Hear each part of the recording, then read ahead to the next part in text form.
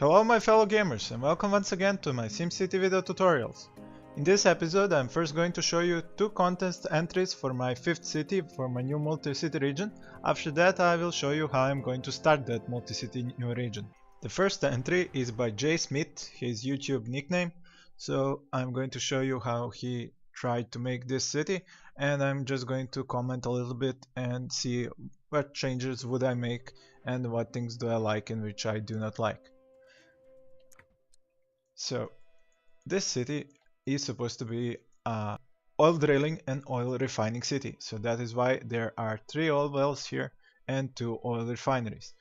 The trade port is used for exporting the fuel, while the city, as I said in my previous video, is required to have a ferry terminal, a passenger train station, 2 of them, and a bus terminal. It also required to have a trading HQ and a petroleum HQ, a school, police station, and a clinic. As you can see, this city is mostly a gridded city, meaning that J Smith has used this grid layout to maximize the amount of people that can be fitted into this city. I have placed some of these parks in order to get some medium, some high wealth, and some more medium wealth citizens, while this side of the city is only for the workers. Now, I'm assuming that most of you have seen that there is only one bridge between these 2 parts of the city. Now, this could create a problem because these 2 refineries require a hell of a lot of workers, as does the trade depot and these 3 oil wells. That means that all the workers would have to use only this bridge. This means that this design would have to be changed up just a little bit to add multiple bridges across this river and allow for more ways for workers to get onto this side. He has used a good way of making sure that there won't be a traffic jam at the entrance to the city by taking the road up to the middle, making a roundabout, and from that roundabout is the only way to get into the city. Now that can present a little bit of a problem if there is a huge amount of citizens trying to get in and out, because there is only this street that could take the traffic in or out.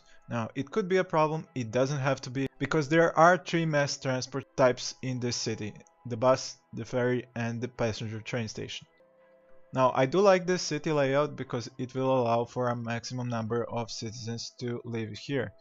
These holes here are meant to be filled up when these houses here get to medium and high density, and they're going to fill up this space. They're going to go to the left and the right side of the street, and this will all be filled up space.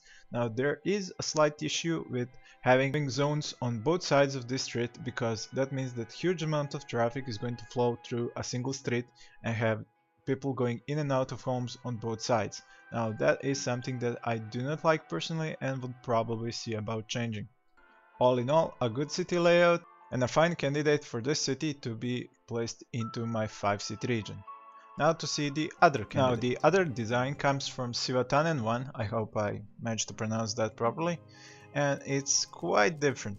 It isn't a complete design because, as I have noticed, it is somewhat just a rough sketch, not a complete design like the J Smith did. I'm assuming it is just supposed to show how it should look like, and I also found it interesting that he started with a grid design here, continued on here, but then decided for a totally different design over here, which is probably because he decided, well, what the heck, enough with the grids, let's try something new.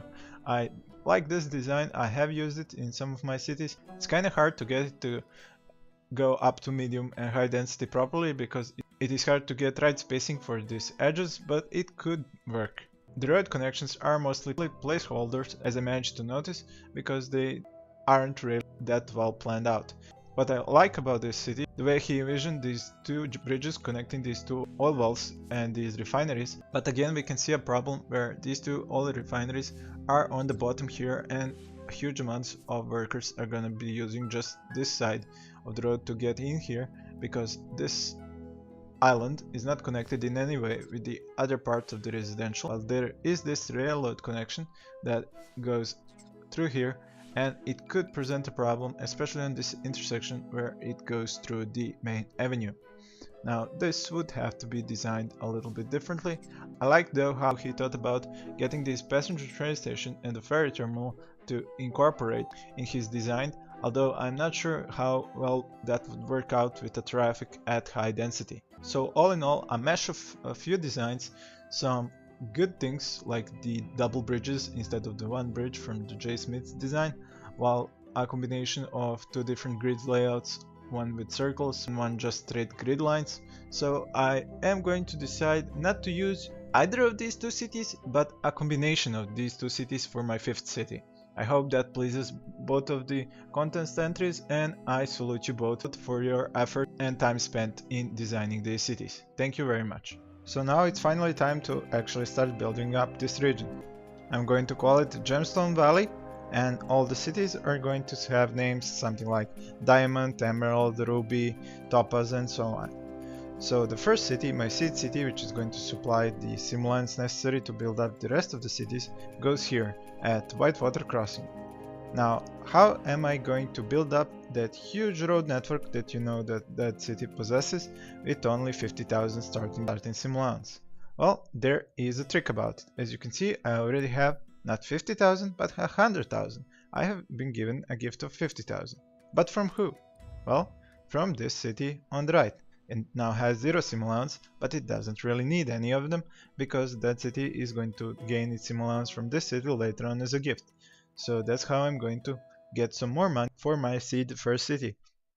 I'm going to be claiming these other city plots and sending their starting 50,000 to my first city, to my seed city, therefore allowing me a quick start with a lot of cash and the ability to build up my road network easily without having to start something then having to delete it later on and remake it just so it would be like the end result that I want. So I'm just going to wait here a little bit longer to make sure that this gift is sent. And then I am going to go back to the first city. Now when I go to cheetah speed in this city, in a short while there should be another gift incoming.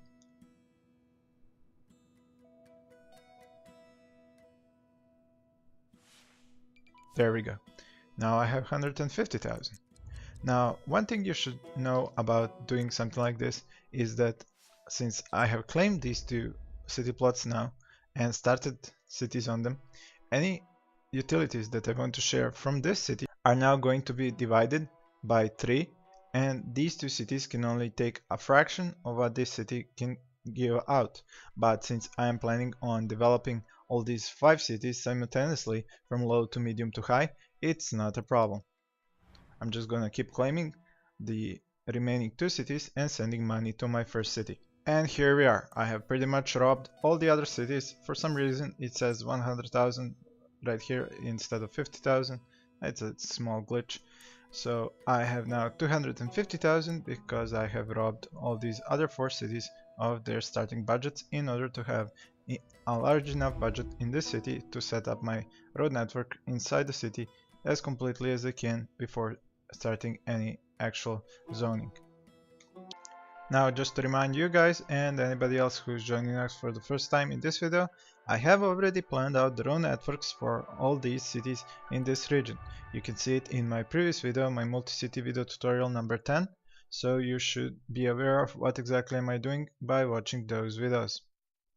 There are also several tutorials about planning, building and keeping a multi-city region that I have made some time ago, so if you want additional information about things that I may not cover while building this city, you can watch those videos. In this city I'm going to have my water production here, my sewage treatment here, my trade depot here, while the coal extraction is going to be here, the ore extraction is going to be here and here. That specialization was going to be creating a lot of money for my city.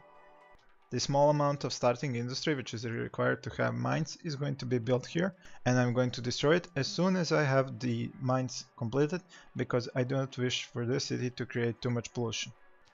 I am going to start off with a runabout as cheap as I can right here.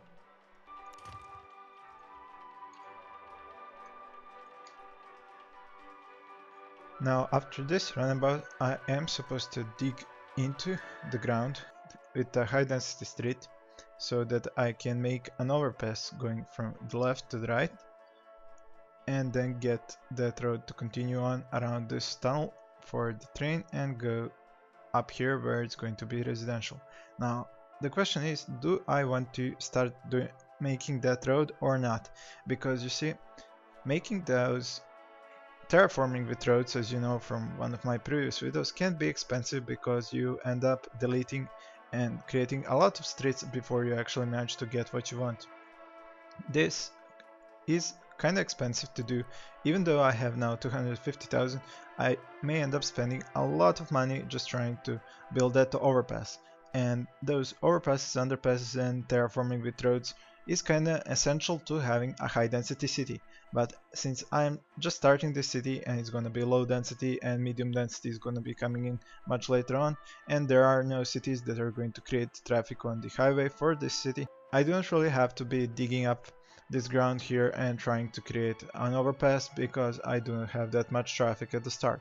So I'm just going to create my road connections without these overpasses and digging up this ground with high density street, because then I would end up spending too much money on that, and I would like to keep this money to get the mines operational as soon as possible. So that will be something that's going to be done later on. I do have in front of me pictures of my city, how it looks like when actually built. So I'm going to now start laying down these roads as closely as I can to my plan and seeing and making sure that I follow that plan to the letter in order to set up this city exactly like I planned it. This has to go forward and it will be digging up down into the ground later on. Then I am going to curve it. It is sometimes easier when you want to get a curved road to, instead of continuing on the one that you want to curve, to make a new one from the ending point and go back to the connection, and it creates a nicer curve. Now from this point on I have to go forward and stop before the mountain so that there is enough room for the road to go curving around.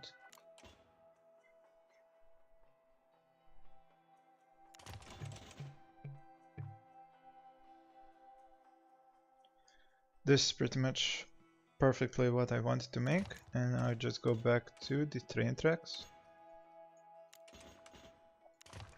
and keep going as close to them as I can in order not to waste too much space. Now I'm going back to the straight road and following the rails all the way to the side. Now I have to leave enough room next to the coastline for another road that is going to use a bridge that's going to go underneath the railroad bridge and connect over here with the trade port, the water production, and the sewage treatment. So in order to make sure that I do not take up this space with the residential, I'm going to make this part right now so that later on I can connect it without any problems. For this I need to start with a curved road and make the small bridge going around. Now you need to be very careful when creating these curved bridges around coastlines because they tend to create this uneven terrain.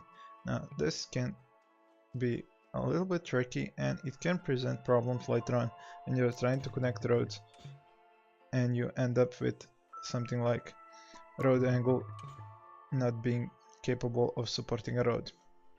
So your best bet is to get something just like this, where the road that's going to lead back to the coast is not going to create any sort of rough terrain. This would end up badly. So let's attempt something differently. There we go. This is pretty much the best you could hope for. Now I can just continue on next to the coastline.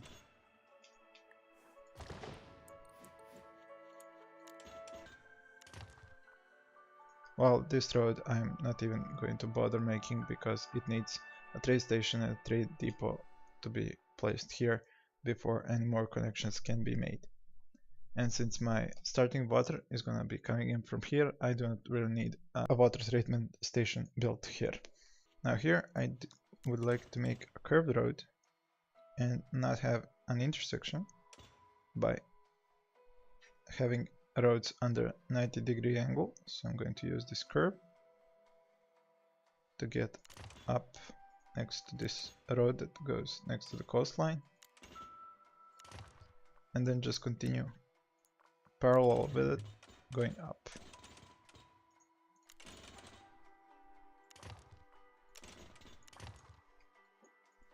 Now this is going to be my residential, and it's going to be pretty much a grid.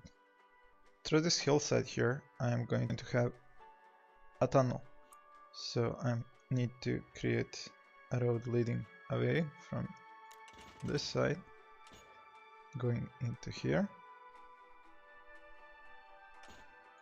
and from there I'm going to create this tunnel exit on this side. This road and this tunnel is going to lead to the other part of the residential on the right side, so it's not going to be connected with this residential here, in order to reduce the amount of workers and shoppers that would use this tunnel. Now, as the road guides are telling me, I can start my grid something like here, and I will be able to have high density buildings going up onto that road from the bottom. So I'm going to listen to it and go all the way to the end. I am not going to connect, just go close enough. From here I am going to connect to the left side, so when my Sims come into the city they can turn on their first right and start building their homes on this street. From here I can simply follow the grid lines and just make the other neighborhoods. Now we have reached the end of the residential on this side. Now I'm not going to be connecting this part here because I want these two streets to be connected, and if I had continued the parallel over here I will have two intersections very close to each other, which is something you always want to avoid. Now before I can connect this part with this one, I need to create a bridge that's going to go around this area, because this is where my bus stations and my sewage outfall pipes are going to be. In order to create a good intersection, I'm not going to start making this bridge from here, but from this road to go through that road that's connecting from the underside and go up here, trying to keep the ground level so I do not have any problems with ground elevation.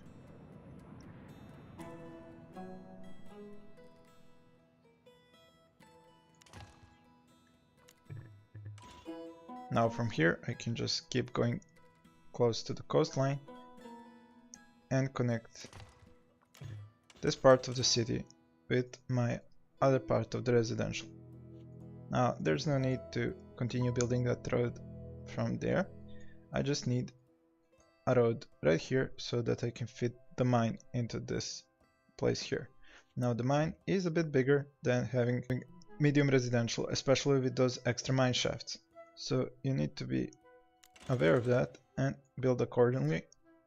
So if the road guides are telling you that this would be the size of high density buildings, that means you need to add at least about another 30 to 50% more space in order to make sure that the mine has enough space for those ore shafts.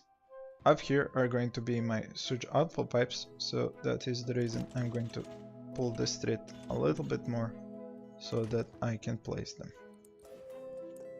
So the first outfall pipe is gonna go right here. This is pretty much the end line for this city. It's cornered because it's so close to the coastline, and I am not worried about having ground pollution, because the ground pollution is already gonna be coming in from building a mine here. So now that we have the sewage set up, I'm going to turn it off so it doesn't drain the budget unnecessarily. I need to see about finding that sweet spot for a wind power plant so that I can use these hills as places where I can place the wind turbines and reduce the amount of flat space that I'm using. Now, before I can place that wind power plant, I have to make sure that the raised bridge road that goes from here down here to these mines and connects these two ore mines with the trade depots can be achieved without having to go through any buildings. So before I place the wind power plant, I'm going to place that raised bridge road. I have to continue on with this road right about here and see where the other mine is going to be. It is going to be up here.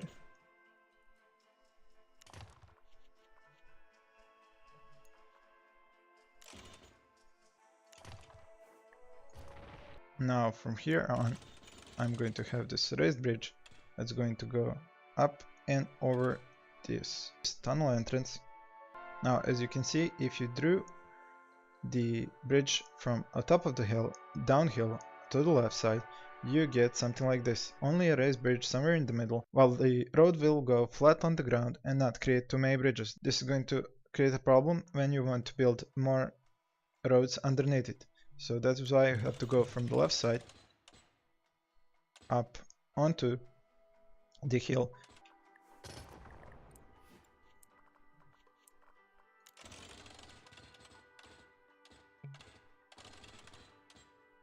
As you can see, it takes only a slight change between your ending points to create different ways of connecting these two places. Some would be straight, some would be bridged, some would be half straight, half bridged.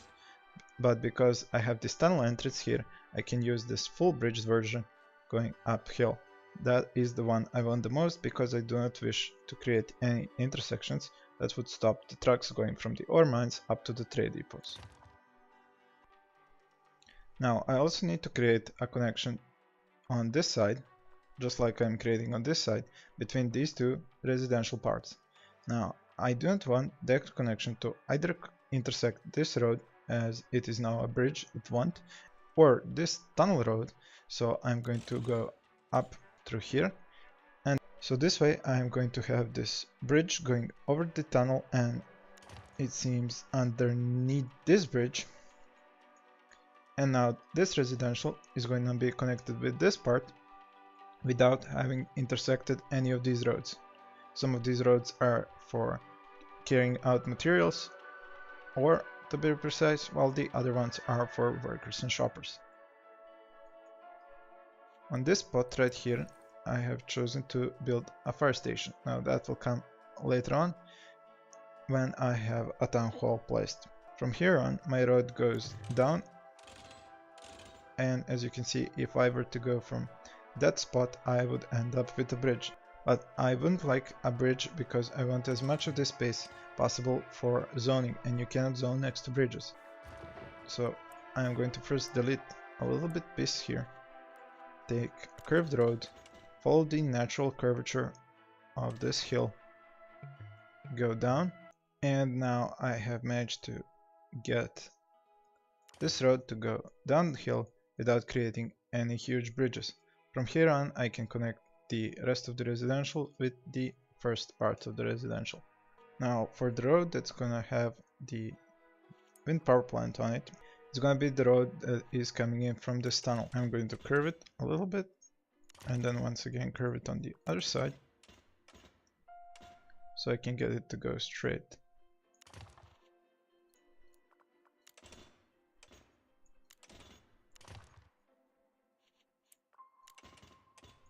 Now I should have just enough space to make a wind power plant right about here. And now when I go into the edit mode, take this service road, curve it around and up to these hills.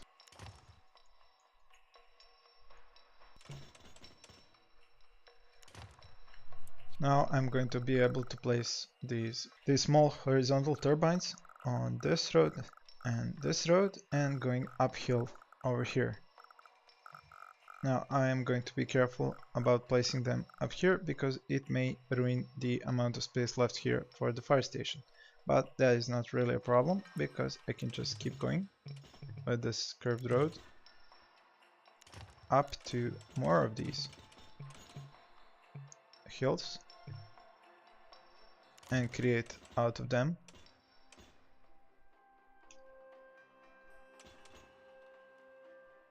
More space for small turbines. Now if I go about counting it, I can see that I can have 1, 2, 3, 4, 5, 6, 7, 8, 9, 10, 11, 12, 13, 14, 15, 16, 17, 18, 19, 20, 21, 22, 23, 24 probably. So I can fill up the maximum amount of small horizontal turbines just following this road. If I need any more space, I can go up onto this part here, or I can create another road leading to this piece of the hill here, which cannot be zoned with residential or be used for any water towers. So all in all, it's going to be more than enough space to have lots of these wind turbines, and I'm going to be able to produce a lot of power since the mines do not actually spend too much power. And if I don't get to high density before I have alternative sources of power, this wind power plant is going to be more than enough for this entire city. Now I need to also add these water towers here. So I need this road to be continued on.